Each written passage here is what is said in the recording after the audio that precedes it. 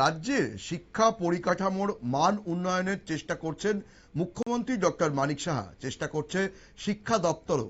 উচ্চ শিক্ষার জন্য প্রতিনিয়ত নতুন নতুন সুযোগ সুবিধা আসছে। চালু হয়েছে ডেন্টাল কলেজ। আগস্ট মাস থেকে রাজ্যে প্রথমবারের মতো শুরু হতে চলেছে সরকারি আয়ুর্বেদিক কলেজের কিন্তু উচ্চ শিক্ষার ক্ষেত্রে এতটা নজর দেয়া হলেও অভিযোগ উঠছে যে নিচের দিকে যেখানে শিক্ষার ভিত তৈরি হবে সেই ছোট ছোট শিশুদের বিদ্যালয়ের হাল কিন্তু বেহাল। বেশিরভাগ জায়গাতেই এই ধরনের অভিযোগ উঠে আসছে। কোনো কোনো জায়গাতে খোলা আকাশের নিচে মিড ডে মিল খাচ্ছে ছোট ছোট একরত্তি শিশুরা। কোনো জায়গায় আবার বর্ষার জল সোজা এসে পড়ছে ছোট ছোট একরত্তি পড়ুয়াদের মাথায়। তারপরও কিন্তু কারোর কোনো হুঁশ নেই।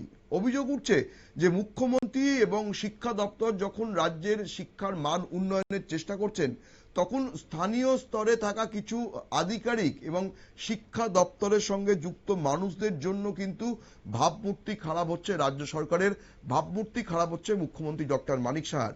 এটা কি ইচ্ছাকৃত করা হচ্ছে সেই অভিযোগও কিন্তু উঠছে। কারণ মুখ্যমন্ত্রী বা রাজ্য সরকারের ভাবমূর্তি খারাপ করার জন্য কেউ বা একাংশের আধিকারিকরা এই ধরনের কাণ্ড জেনে বুঝে করছেন কিনা সেই নিয়ে কিন্তু একটা জল্পনা তৈরি হয়েছে।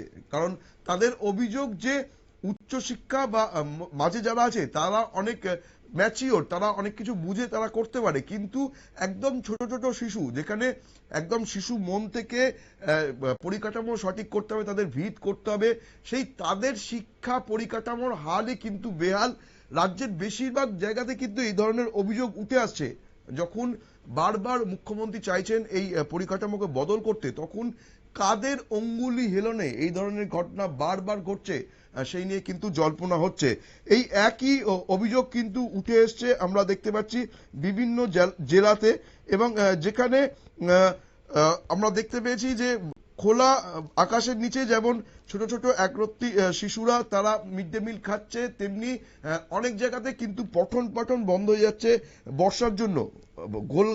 গোলাঘাটি বিধানসভার কাঞ্চনমালার লক্ষ্মীচড়া রামকৃষ্ণ উচ্চতর মাধ্যমিক বিদ্যালয় কিন্তু সেই একই ছবি চোখে পড়ল। সেখানে খোলা আকাশের নিচে শিশুদের মিড ডে মিল খাওয়ার ছবি এলো আমাদের ক্যামেরায়, আমরা সেটা দর্শকের সামনে তুলে ধরছি।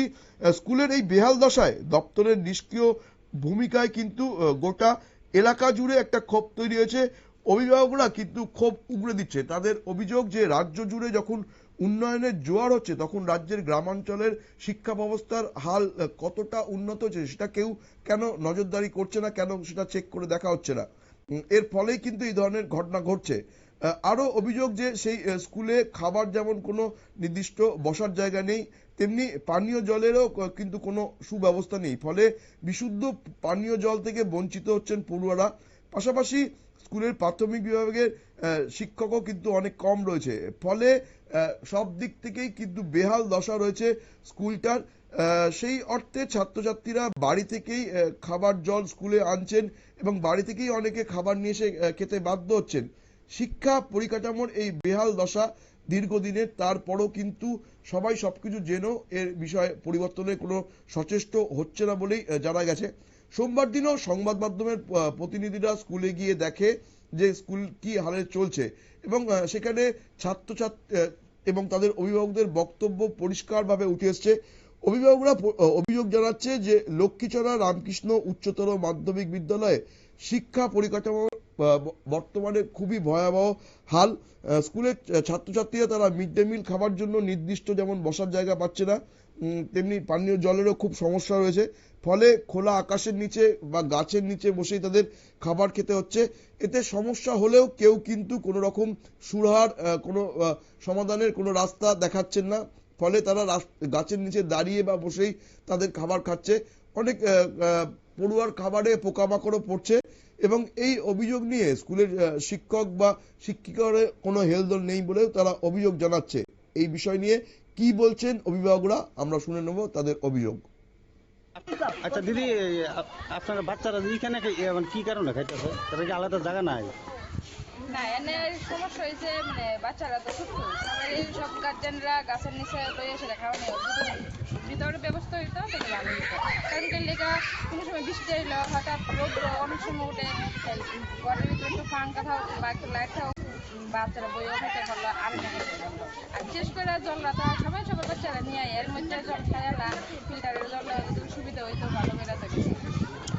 জলের স্কুলে কোনো ভালো সুবিধা নাই। ভালো মনে হচ্ছে টিচার কি পর্যাপ্ত পরিমাণে আছেন স্কুলে? টিচারটা লাগে কারণ নার্সারি এই বাচ্চারা এখানে মানে খিচুড়ি খাইতেছে, তারা কি জায়গা নাই আলাদা? না না বা আলাদা জায়গা নাই, বাচ্চারা কেমনে কেমনে কিটা করে, জল নাই খাওয়ার নাই, গাছ তলে খা বাচ্চারা সময় একটা ফুকো মরতে পারে বা কিছু করে লেদাও দিতে পারে, এই বাচ্চারা অসুবিধা হচ্ছে না। সরকারের খাওয়ানোর জায়গা করে না, একটা জলের জায়গা করে না, কিছু না। জল কি ভালো না স্কুলে? জল এমনি ভালো না বলতে খাওয়ানোর জল নাই, আমরা বাচ্চাটা জল দিয়ে জল ভালো না, কিছু না। তাহলে আমরা বাচ্চারা কই যাই, কই কিটা করি?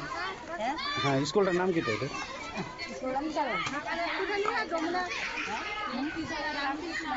Lakshmichhara Ramakrishna high school. Higher secondary school. আপনারা কি চাইতেছেন এখন? হ্যাঁ কি চাইতেছেন? আমরা শুনে নিলাম অভিভাবকদের অভিযোগ।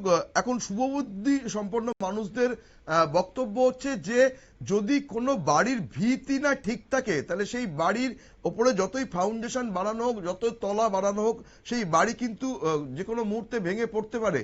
ফলে একদম শিক্ষার ভিত যে জায়গা থেকে একদম ছোট ছোট একরত্তি পড়ুয়া তাদের শিক্ষার পরিকাঠামোর মাল যদি এরকম বেহাল হয়, তাদের শিক্ষা দেওয়ার ক্ষেত্রে যদি এরকম নজরদারির অভাব লক্ষ্য করা যায়, এরকম অবহেলা লক্ষ্য করা যায়, তাহলে যতই উচ্চশিক্ষার জন্য বড় বড় কলেজ বা সুযোগ সুবিধা দেয়া হোক না কেন, শিক্ষা পরিকাঠামো কিন্তু শক্তিশালী হয় না এবং পড়ুয়ারাও কিন্তু সেইভাবে শিক্ষিত হয়ে ওঠে না। ফলে রাজ্য সরকার এই বিষয়টা যদি নজর না দেয় তাহলে একাংশের আধিকারিকদের জন্য কিন্তু আগামী দিনেও বারবার এভাবেই রাজ্যের মুখ্যমন্ত্রী এবং রাজ্যের শিক্ষা দপ্তরের ভাবমূর্তি কলুষিত হবে।